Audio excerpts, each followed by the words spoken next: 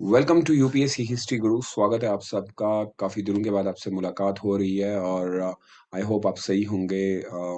Classes continuously मेरी चल रही हैं, सो आई वोंट गेट टाइम। आप लोगों से इंटरेक्ट करने का समय नहीं मिल पाता है, but I try my level best कि आप लोगों के जो मेरे पास प्रश्न आते हैं कि सर इस चीज़ पे वीडियो बना दें और इस चीज़ पे आज एक बहुत ही अच्छी मैसेज आई थी एक बच्चे की तरफ कि हम सब बहुत कंफ्यूज हैं।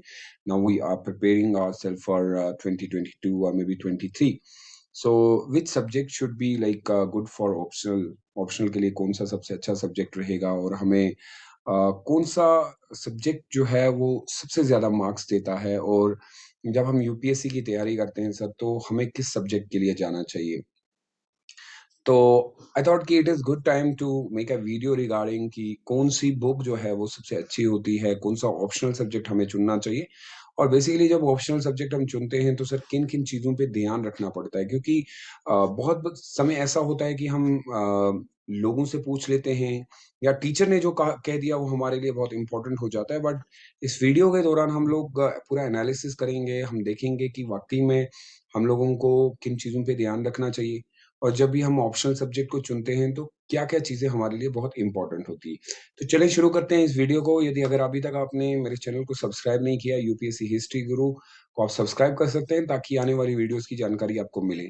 और बाकी मेरी क्लासेस को जॉइन करने के लिए आप यूपीएससी मेंटर 21 जो है आप टेलीग्राम पे सर्च करेंगे, वहाँ पे आपको मिल जाएगा।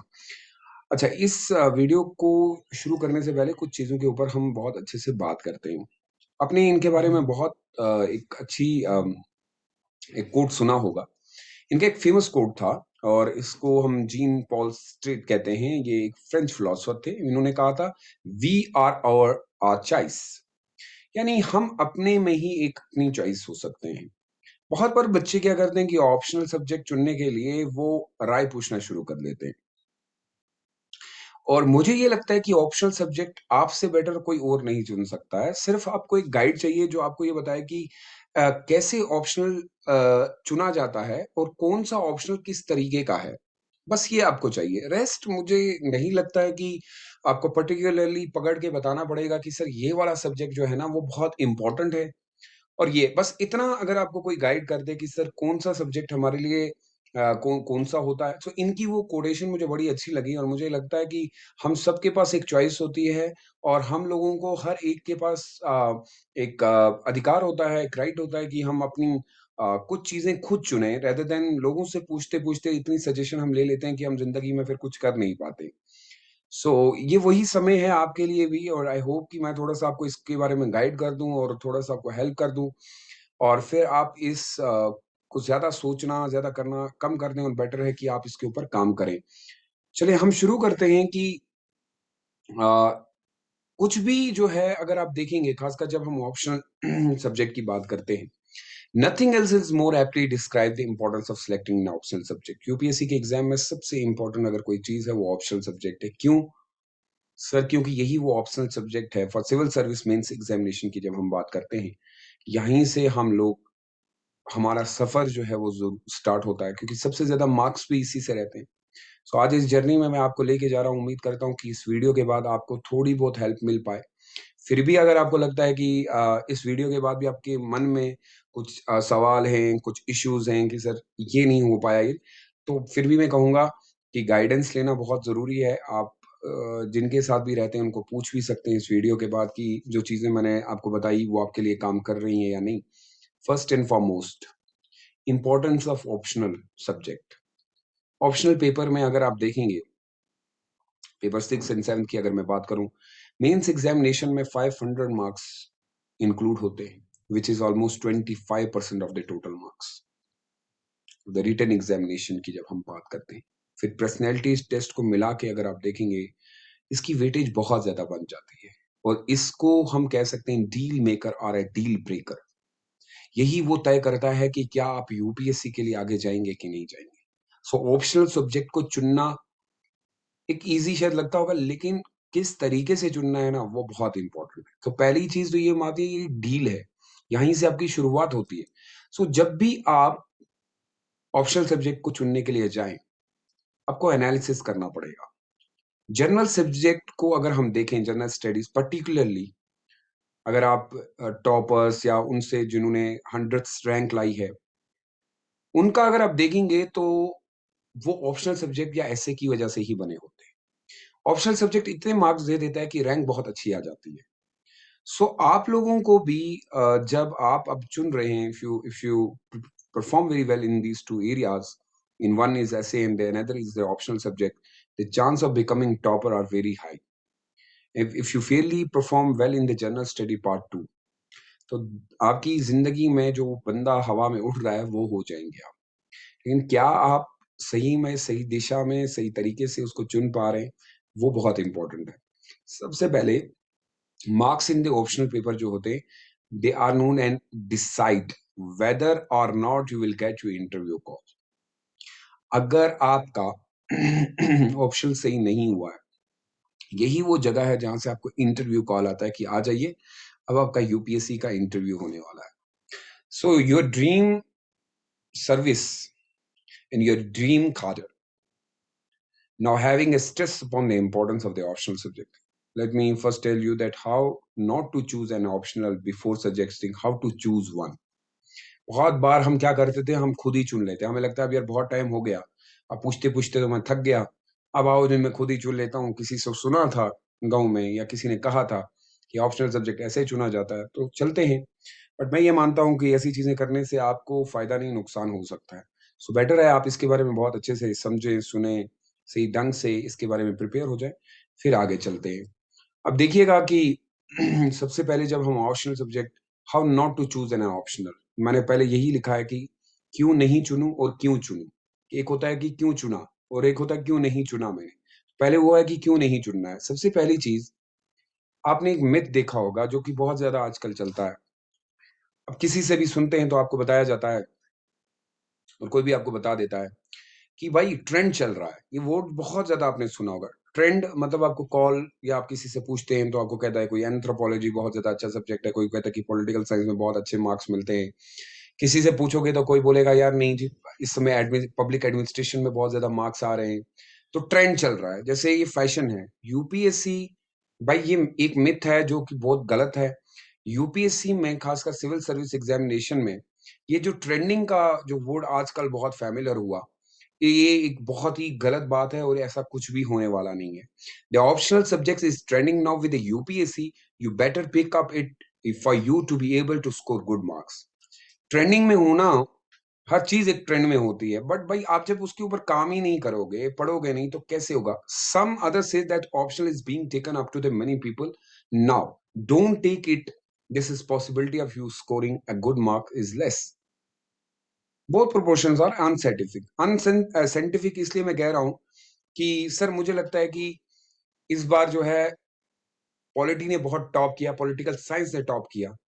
भाई जो 100 रैंक में आया है, जो 20 में आया है, जो 5 में आया है, एक बंदा लेके आया तो ट्रेंड हो गया क्या? जो 100 में से एक बंदे ने टॉप किया पॉलिटिकल साइंस में और दूसरे बंदे ने टॉप किया है पब्लिक एडमिनिस्ट्रेशन ने, तीसरे ने भी टॉप किया पब्लिक एडमिनिस्ट्रेशन में, तो पब्लिक एडमिनिस्ट्रेशन नहीं है अच्छा सिर्फ क्योंकि टॉप रैंक 1 आया है। तो प्लीज ये अनसाइंटिफिक वे। आप you so never believe in the myth of the trend, it will get you nowhere. ये कहीं पे भी आपको फायदा नहीं देने वाले। ट्रेंड का होना ही वोट नहीं बनता है। आप अच्छा पढ़ेंगे तो आप खुद एक ट्रेंड क्रिएट कर पाएंगे। सो ट्रेंड पे नहीं बिलीव करेंगे हम, ट्रेंड से बेटर है कि हम जो रियलिटी है उसको फेस करें, रेदर देन ये कहना कि सर ट्रेंड चल रहा है और ये हुआ इस तरीके से मैंने देखा। तो ऐसा कुछ भी शब्द यूज यूपीएससी के लिए नहीं होता है। दूसरी चीज, जब आप यूपीएससी के लिए तैयार हो ही रहे हैं, going with the flow, some people क्या करते हैं, with go with the flow, flow के साथ चलते हैं and they choose their optional because their friend has chosen the same optional subject. मेरे दोस्त ने चुना है, मैंने भी। फ्लो होता है ना, मतलब बह रहा है वो, जस्ट फॉर द कंपनी। अब मे भी दोस्ती है, एक ही क्लास में बैठेंगे, एक ही टीचर के पास पढ़ेंगे, which is totally irrelevant. Some people go along the flow directed by the institute, by the study, जहां वो पढ़ रहे हैं उन्होंने कह दिया कि ये पढ़ो। अब जैसे सोहेल तुर्की जो है वो हिस्ट्री पढ़ाता है तो हिस्ट्री ऑप्शनल अच्छा है, जबकि मैं कभी बच्चे को ये नहीं कहता हूँ। मैं उनको हमेशा कहता हूँ कि अगर आपको लगता है कि आप इसमें अच्छा कर सकते हो तो go for it. Just more convenient they say optional subject is like your अगर अगर हम मुझे कोई पूछेगा तो भाई ऑप्शनल सब्जेक्ट के साथ आपको शादी करनी पड़ती है, स्पाउस बनाना पड़ता है। You personally have to adore, इससे इसको मोहब्बत होनी चाहिए, आपको प्यार होना चाहिए, इसके लिए रिस्पेक्ट होनी चाहिए। You will be able to justify with this, क्योंकि 1 साल का समय देना है। एक काइंड ऑफ अरेंज मैरिज हो जाती है। Don't work here, it has to be marriage of love. कोई कहता है कि मैरिज ऑफ लव क्या होता है, कि आपने एक कंप्रोमाइज में नहीं करना है। 1 साल आप कंप्रोमाइज की जिंदगी नहीं जी पाएंगे।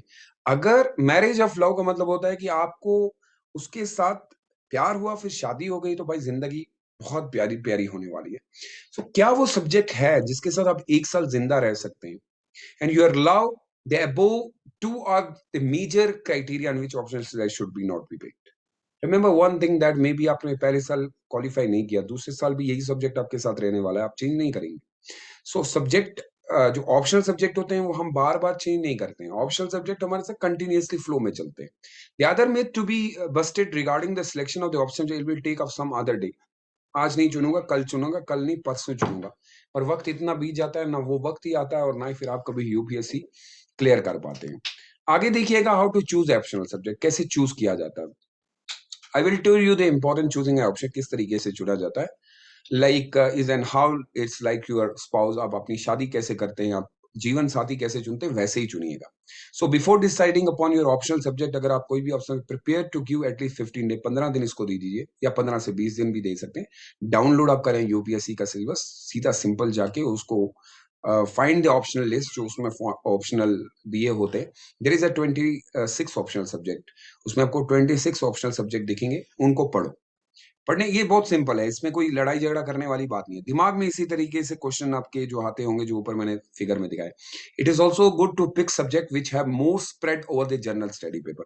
मैं ये मानता हूं कि वो ऑप्शनल सब्जेक्ट चुना जाए जिस जनरल स्टडीज के साथ लिंक करता है। The way your preparation can be holistic, will take a lesser time. For example, picking up geo, history, political science will help you in other papers. अगर आपने history पढ़ लिया, चलिए हिस्ट्री का नहीं लेते हैं क्योंकि आपको लगे हिस्ट्री का बता, पॉलिटिकल साइंस ले लिया, तो political science will help you in the polity as well. If you have taken the geo, geo will help you in the GS part. तो हम कभी कभी इन्हीं में से चुन लेते हैं क्योंकि हमें जीएस में भी मदद कर देते हैं। Carefully consider the options by repeatedly going through the syllabus because all the three have an equal chance to be selected by you. आपको जाना पड़ेगा, आपको चेक करना पड़ेगा प्रॉपरली। इन्हीं वो सब्जेक्ट हैं जो आपको आगे कामयाब करेंगे। नेक्स्ट का काम आपका ये होना चाहिए, make sure good source material आपको मिलना चाहिए। कभी कभी क्या होता है कि हमें मटेरियल ही अवेलेबल नहीं होता। सब्जेक्ट सिलेक्ट कर लिया, फिर बाद में पता चला कि मार्केट में उसका कोई मटेरियल ही नहीं है। अगर ऐसा हुआ भाई तो जिंदगी खराब हो जाएगी। पहले पता कर लें कि जो सब्जेक्ट मैं चुन रहा हूँ, कभी कभी आप ऐसे सब्जेक्ट चुन लेते हैं जिनका कोई आपको बाहर मटेरियल नहीं मिलता। Having good sources for the selected option is a very important criteria. You don't want to be left scrambling credible and now sources after zeroing upon an optional subject. You are searching here and there, finding out the Wikipedia, maybe you are not getting anything. So it will create a problem and confusion for you after. Now it may be put you in this such situation where you will give up everything and will say like that, no, it's not my job at all, and I want to give up because I fail to understand the options, because it has a great importance and weightage as well. So you should be very much clear about it while choosing this subject. You need to have a good company as well, a good mentor there as well. So select, but properly. Like for example, आपने Dogri select कर लिया, you don't have a, maybe or may not, I don't know, but I have just given an example. आपको उसका source नहीं मिला, फिर क्या करोगे, किसके पास पढ़ोगे? And teacher is also important to remember. Finally, go through the previous year question paper, UPSC, for the selected optional subject, and make sure that the question asked can be tackled easily. हम इसको पढ़ सकते हैं। अगर आपको लगता है कि इसमें दिए गए क्वेश्चन जो है उनको उत्तर जो है वो सही तरीके से दे देता हूं, तो आपका काम हो गया। और ऑप्शनल सब्जेक्ट को read the basic sources book, पहले उनकी बेसिक जो बुक आती है। In a week time you will be able to clearly कि हाँ मेरे से हो रहा है। अब ये थोड़ा सा लॉन्ग प्रोसेस है, but this is the way we start basically. और if you are not comfortable with subject, please change it. अगर आपको एक हफ्ते में लगा बेसिक लाने, पहले क्या करते हैं आप, बड़ी किताबें मत लेके बेसिक से एनसीईआरटी से स्टार्ट करें। When you think that no I am working on it and it is very good subject and it has a very good nature as well, it behave with you properly, तो आप इसको फिर use कर सकते हैं। rather than selecting बस इसलिए किया। So I hope this is what I have been suggesting to by the student, and other it has worked for them well. And I hope that it hope it does so to you too, because it is not the first time I'm giving a suggestion to my student that how to choose an optional subject, but quite from the last 6 year I'm giving the suggestion to a lot of students. But they see, the thing is that you have to do by yourself. See, आपको खुद काम करना पड़ता है. But do remember one thing, for the optional subject you need a good educator as well. You need someone to be there who suggests you, who guide you every time, because sometimes you feel like कि कोई topic ऐसा आ गया जो हमें समझ में नहीं आ रहा है पढ़ने के बाद भी, उस समय आपको एजुकेटर बहुत हेल्प कर सकता है. So be with your educator and follow and guidelines, and don't follow the trend. Follow the UPSC previous year question paper will help you. Otherwise आप किसी की भी बात मान के चलते हैं तो मुझे नहीं लगता बेटा उसका कोई फायदा हो सकता है. होपफुली कि इस वीडियो के थ्रू आपको थोड़ा बहुत फायदा हुआ होगा. मैं कोशिश करता हूँ कि एथेंटिसिटी पे बात किया जाए rather than here and there. It will not work at all. My aim and goal is just to put some good content there, and maybe the student जिनको जरूरत होगा, they will love it. And maybe because I'm not here to make a fun, either not I'm not a comedian who can create a good kind of jokes and all that. But apart from all these, I think a serious candidate, a candidate who actually want to crack this UPSC examination, he needs a guide. He need a guidance from teacher, but a serious guidance. There are a lot of, like, we have thousands of videos on YouTube. Why this video is important? Because मैंने इधर उधर की बात नहीं किया है, मैंने factual बात की है जो यूपीएससी चाहता है जो आपसे. तो thank you so much for being with me, UPSC history Guru. I hope कि इस वीडियो को आप देखने के बाद आपकी थोड़ी सी दिक्कतें अब कम होंगी. See you with again some new videos. I hope आप लोग जो मैसेज करते हैं कि सर, एक बच्चे की एक मैसेज आई थी रिगार्डिंग द रोमिला थापर की एक वीडियो बना दीजिए sir. And some side like sir एक वीडियो बननी चाहिए जिसमें आंसर रेटिंग की आप बात करें. I am trying my level best. समय नहीं मिल पाता है, but even though I feel like नहीं, मेरे कुछ बच्चे हैं जो मुझसे ये चीजें चाहते हैं. Even I started this channel just because कि मैं यहाँ पे अपने बच्चों के साथ हमेशा मिलता रहूं, उनको जो मेरे से मदद चाहिए, बिकॉज चैट नहीं हो पाता, कॉल नहीं हो पाती. एक मीडियम के थ्रू आप फिर बाकी के बच्चे भी उसका फायदा ले पाए. So do share with this video with your friends जो जिनको अभी प्रॉब्लम हो रही है. आपके फ्रेंड में से कोई भी चूज करना चाहता है, but this is good option I think. और जिस एग्जाम के लिए आप तैयार हो रहे हैं बेटा, उसके लिए ये पार्ट बहुत इंपॉर्टेंट है. So stay safe and stay blessed. Please अपने घरों में रहिए. अगर आई होप कि हम इस प्रॉब्लम से जिससे जूझ रहे हैं जल्द से जल्द ठीक हो जाएं. एंड अब ये अच्छा समय भी है कि आप अपने घर में तैयारी भी कर सकते हैं. सो हिस्ट्री गुरु को दीजिए इजाजत. Bye bye, and see you again very soon.